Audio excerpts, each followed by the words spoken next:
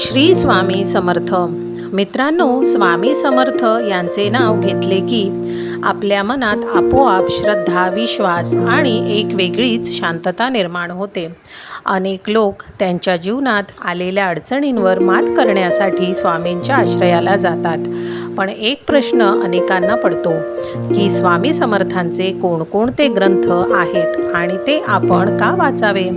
खरं पाहिलं तर स्वामी समर्थांनी स्वतः कोणताही ग्रंथ लिहिला नाही, पण त्यांच्या जीवनातील घटना, चमत्कार, उपदेश आणि भक्तांना दिलेले मार्गदर्शन यावर आधारित अनेक पवित्र ग्रंथ तयार झाले आहेत.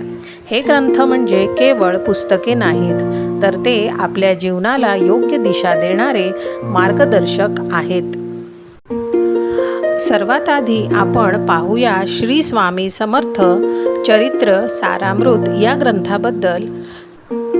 हा ग्रंथ अत्यंत लोकप्रिय आहे आणि जवळजवळ प्रत्येक स्वामी भक्तांच्या घरी आढळतो. या ग्रंथामध्ये स्वामी समर्थांच्या विविध कथा, त्यांच्या लीलांचे वर्णन आणि भक्तांच्या अनुभवाचा समावेश आहे. हा ग्रंथ वाचल्याने मनाला शांतता मिळते, भीती कमी होते आणि जीवनात सकारात्मक विचार निर्माण होतात. त्यामुळे जर तुम्ही सुरुवात करत असाल तर सारामृत हा सर्वात योग्य ग्रंथ आहे. त्यानंतर येतो श्री स्वामी समर्थ चरित्र. हा ग्रंथ हा स्वामी समर्थांचा सविस्तर जीवन प्रवास सांगणारा ग्रंथ आहे. यात त्यांच्या अवतार कार्याची माहिती, विविध ठिकाणी घडलेल्या घटना आणि त्यांनी भक्तांना दिलेल्या शिकवणीचा सखोल अभ्यास आहे. हा ग्रंथ वाचल्याने स्वामी समर्थांविषयींची आपली समज अधिक वाढते आणि श्रद्धा अधिक दृढ होते. त्यानंतर आपण पाहतो श्री स्वामी समर्थांची बखर हा ग्रंथ. बखर ही एक पारंपरिक कथा सांगण्याची शैली आहे आणि या ग्रंथामध्ये स्वामी समर्थांच्या लीलांचे वर्णन अगदी रोचक पद्धतीने केलेले आहे.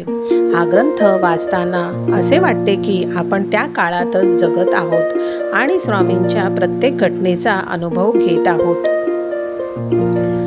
त्यानंतर स्वामी समर्थांची आरती पोथी हा ग्रंथ येतो. या ग्रंथामध्ये स्वामी समर्थांच्या आरत्या, स्तोत्र आणि प्रार्थना दिलेल्या आहेत. हा ग्रंथ रोजच्या पूजेसाठी अत्यंत उपयुक्त आहे. सकाळी किंवा संध्याकाळी या आरती केल्याने घरात सकारात्मक वातावरण निर्माण होते आणि मन प्रसन्न राहते. पुढे स्वामी समर्थ नामावली हा ग्रंथ आहे. या ग्रंथामध्ये स्वामी समर्थांच्या नावाचा जप करण्यासाठी नामावली दिलेली आहे. नामस्मरण केल्याने मन शांत होते, एकाग्रता वाढते आणि चिंता कमी होते. हे एक अतिशय सोपे पण प्रभावी साधन आहे.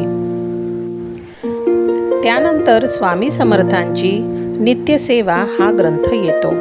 या ग्रंथामध्ये रोजची पूजा कशी करावी, कोणते नियम पाळावे आणि साधना कशी करावी याचे सविस्तर मार्गदर्शन दिलेले आहे. नवशिक्यांसाठी हा ग्रंथ अत्यंत उपयुक्त ठरतो. शेवटी आपण पाहूया गुरुचरित्र हा ग्रंथ.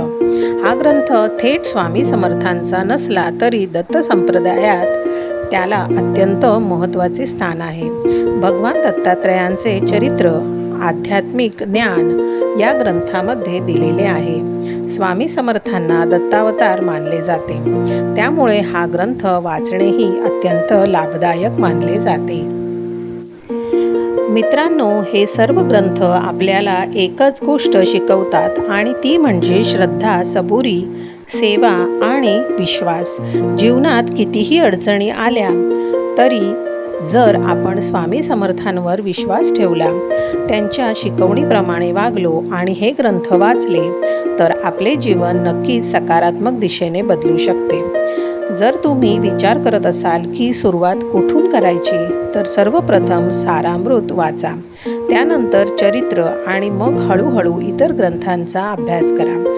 रोज थोडा वेळ काढून वाचन केल्याने तुमच्या मनात शांतता, स्थैर्य आणि आत्मविश्वास निर्माण होईल. शेवटी एकच सांगते, स्वामी समर्थांवर विश्वास ठेवा, ते नेहमी तुमच्या पाठीशी आहेत. श्री स्वामी समर्थ.